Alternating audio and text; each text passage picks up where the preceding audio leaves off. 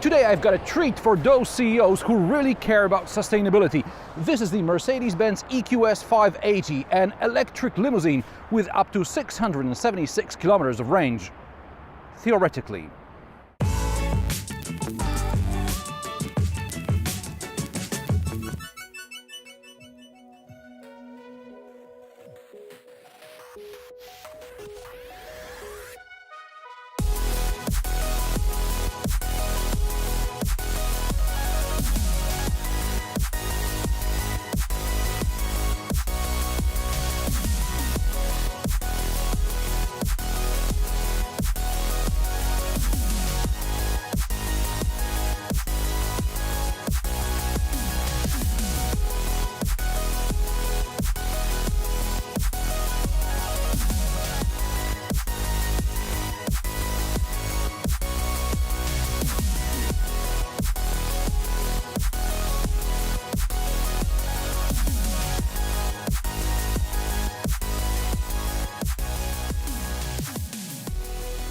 The Mercedes Benz EQS is a computer on wheels. It's the first time I've seen a 130-page long press release. That's how excited about it Mercedes is. This car could theoretically take you from Berlin to Amsterdam on a single charge.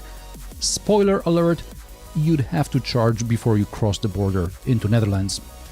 Which may not be a problem if you live somewhere like Germany or the Netherlands, but could be an issue if you live somewhere like Poland or any other less electrified country. And access to rapid charging is what makes or breaks cars like the EQS. A quick housekeeping note. This video appears on my new English-only YouTube channel.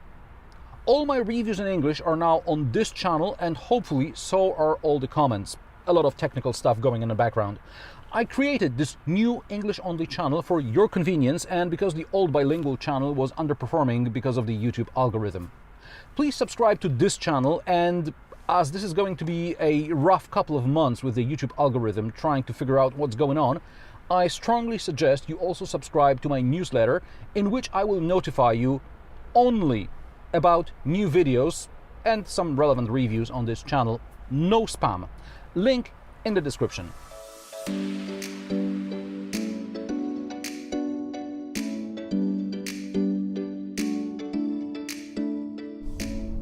I'll start with what's wrong with EVs if you don't have the charging infrastructure in place.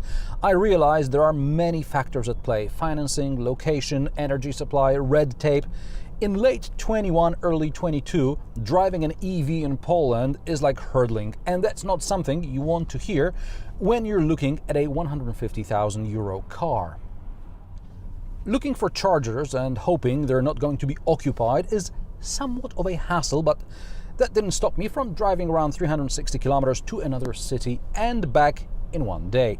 I managed to do it in about 10 hours with 2 charging stops. I set off from home with 90% charge. I need to get a proper wall box, so I had to charge along the way. The best I could find along the route was a 90 kilowatt charger in a mall, so before I found a restroom and got back, I recharged more than enough to get to my destination safely. The Mercedes Benz EQS can take up to 200 kilowatts from a DC charger. As standard, it has an 11 kilowatt onboard AC charger, but you can order a 22 kilowatt charger as well. With an almost 108 kilowatt hour battery, more powerful onboard charger cuts charging time from 10 to 5 hours. That's if your home or office wallbox can supply this much power. Once I got to my destination, I left the car on another 90 kilowatt charger, ran some errands and returned to a fully charged battery. This allowed me to drive back home to Warsaw without any stops. I got back home with around 8% charge left, so close to 400 kilometers is feasible. I should add, the outside temperature was below freezing and there was some snow and rain along the way. Not ideal conditions for EVs, but not terrible either. I set the cruise control to around 120 kilometers per hour, and at the end of my journey, the energy consumption was 27.1 kilowatt hours per 100 kilometers. From my observations, the most economic speed is around 110 kilometers per hour, but then there was like a high-pitched wind noise, so I had to go faster. Above 120, the airmatic suspension drops the car 20 millimeters, so it becomes more aerodynamic. It makes sense to get above 120 for a while, let the car drop, and then settle down just below 120. Mercedes boasts record low drag coefficient of just 0.20. That's very important in EVs because drag is what can really cut your range. Mercedes is also proud of the 8-core processor with 24 GB of RAM, which runs all the onboard system. There's also artificial intelligence, but even that's not enough to plan a good route. Never mind a simple 10-kilometer route through the city that takes too long to process. I'd be better off with Google Maps. On a longer journey, there are charging stops, and these need to take into account preferred networks, so I understand why this might take a bit longer. But even then, the computer may suggest a charging stop on an AC charger to regain 4 points, and this will be off the main route during the rush hour, adding an hour to your trip when you're 15 kilometers from your destination. I know there was a 10% safety buffer set in the navigation, and the computer actually displayed a message that the destination may be reached without charging, if I decide to risk going below 10%. And that's fine. But why not plan a quick, rapid charge along the actual route rather than try pushing me into rush hour traffic? Perhaps it's a matter of the artificial intelligence learning my habits. For AI in press cars, it must be like Groundhog Day every time a new journalist starts driving. But to sum up, with temperatures just below 0 Celsius, it is possible to get 370-380 kilometers from the EQS. It'd be nice to have rapid charger hubs, so I don't have to worry about someone occupying the only CCS outlet, even for 15 minutes. And how's the EQS to drive? It's quick. This is the 584 Matic, which does 0 to 100 km per hour in 4.3 seconds. For real, that's over half a second quicker than the S500 claimed result, and about a second quicker than what I really got in the S-Class. Link in the bio. The EQS is also very comfortable.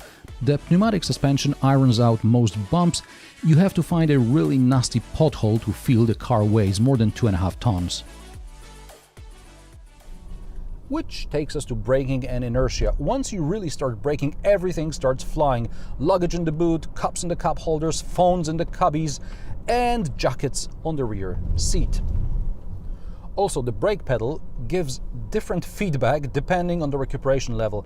At the highest recuperation level, the brake pedal drops halfway before you feel the car start actually braking, like this. Oh, and that makes stuff fly around even more. With 524 horsepower and 855 Nm of torque, you want to have better brake feel. Otherwise, it can get really scary for you and everyone around. Visibility around the A-pillars is terrible. I can't see pedestrians crossing the road, which is a bummer taking into account what I just said about braking. Also, due to the batteries living in the floor, I'm sitting quite high, almost touching the ceiling, so I can't see the traffic lights and I have to rely on the augmented reality display. Speaking of augmented reality, something I like and appreciate, usually, I'm not a fan of moving the navigation to the side to display the AR view in the center. The AR arrows can appear a bit too late, which I'd rather confirm on the map, and then I have to look for the map which shifted towards the passenger. I'm sure it's something that I could get used to, but I just don't like it. Also, I can turn AR off, but then why have it at all? I'd rather have it on the HUD only, or maybe on the driver's display. By the way, the AR on the HUD is, in my opinion, an early implementation. Perhaps it will get better with time, but for now it seems to make things more confusing for me. Fortunately, other driver aids, including the adaptive cruise control with lane keeping assist and the lane change assist, work well. Except for when I'm overtaking lorries, sometimes the collision warning seems to set in and the car brakes for a split second. The EQS is also very easy to maneuver. The turning circle is less than 12 meters with the standard 4-degree turn of the rear wheels. Optionally, you can activate 10 degrees turn of the rear wheels, which gives you a meter tighter turning circle. Now, this activation business is something the car makers are going to offer more in the future. Cars will have features for you to unlock as you need them. For example, more advanced headlights during the winter road trip rather than for using every day. Driving for a couple of hours on the dual carriageway at night, I managed to film the matrix LEDs at work. You can see how they cut out the car I'm overtaking. The Mercedes Benz EQS is about the size of the S-Class. It falls between the standard and long wheelbase versions in terms of length, with the wheelbase as long as the larger S-Class.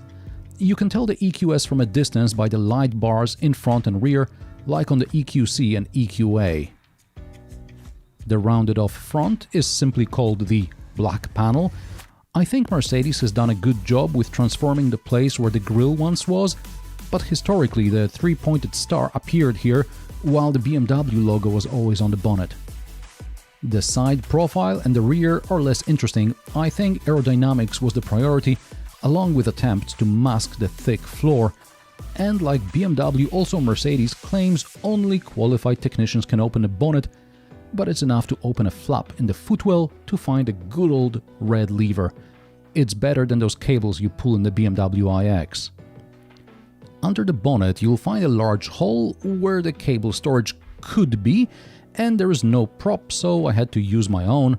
Hey Mercedes, hey BMW, do you really think people are not going to look inside and use weird objects to keep the bonnet open? Close to the driver's door is this long flap that's for adding window washer fluid without you having to pay a qualified technician to open the bonnet for you. The EQS may be a limousine, but it's also a liftback. I'm not sure if you're planning many trips to IKEA with your EQS, but if you are, the standard boot capacity is 610 liters, and with the seats down, it's 1770 liters. Under the boot floor, there is decent storage, just enough for charging cables, which should be under the bonnet, but then you'd have to pay a qualified technician to open it. Do you see how ridiculous this is? Predictably, there's plenty of legroom and headroom in the back, but as this is a very modest spec, there are no rear cup holders. Those are available only with the luxury rear seat package. I'm sitting on the poor man's seat. And plebs like myself may also have to open and close the door. The automatic comfort doors will be available at a later date. I'm not sure whether it's a feature you can activate at any time or whether it's something you'll have to order when configuring the car. What am I, an animal? Oh. In the front, there is 141 centimeters wide screen. Actually, we're talking about a curved glass because there are 3 screens underneath it. The driver display and the central display are nothing unusual, but the passenger display is a bit more rare. You can display photos, clock, some basic settings so the driver doesn't have to lose sight of navigation. I think the third screen is something Mercedes decided to incorporate, not because it's particularly useful, but because they needed something to fill the space under this elegant wide glass panel. If you've driven any recent Mercedes, you're probably familiar with the MBUX interface. In the EQS it's bigger and the climate control settings are now on the screen as well, but it's not intimidating. The only physical controls I found are the door handles, the basic seat settings, the light switch, the parking brake, the start button and the hazard lights. Everything else is kinda sorta touch operated. The seat's memory buttons are on a touch panel under the seat heating and ventilation, and these can be pressed by mistake. Also, the door release handle and the door lock buttons are too far back. Better get the automatic door closing and opening once it's available. I got used to the touch buttons on the steering wheel. They're not ideal, but they could have been worse. Like those buttons on the center tunnel. Those are also too far back and I have to bend my hand at a weird angle to use them. Also, I tend to rest my elbow on them when I'm operating the central display. The door pockets are average size. There is some storage on the center console with the cup holders, wireless charger and a place for miscellaneous items. Storage under the armrest is deep, but be careful as it can get hot in there due to the climate vents going underneath. Probably it gets cold when the AC is running in the summer. To open the glove box, you need to find a button which is invisible from the driver's seat, and for this big a car, the glove box is tiny. And why those beautiful round air vents are made of plastic? Prices of the Mercedes Benz EQS start at €98,000 for the EQS 350, €106,000 for the EQS 450 Plus, and €135,000 for the EQS 580 4MATIC. This rather unassumingly spec'd press car costs a modest €160,000. The Mercedes-Benz EQS is one of those few EVs offering satisfactory real-life range. However, the price for this range, literally and metaphorically, is, in my opinion, too high. I got similar range from the Kia e-Soul, which is not as luxurious but easier to recommend. And how do you like the Mercedes-Benz EQS? Let me know in the comment section below. If you like my sarcastic, down-to-earth and possibly mildly amusing car reviews, join me every Friday at 3 p.m. Central European Time, and don't forget to subscribe and like this video as it helps me with the YouTube algorithm. Thanks for watching, and I will see you in the next one.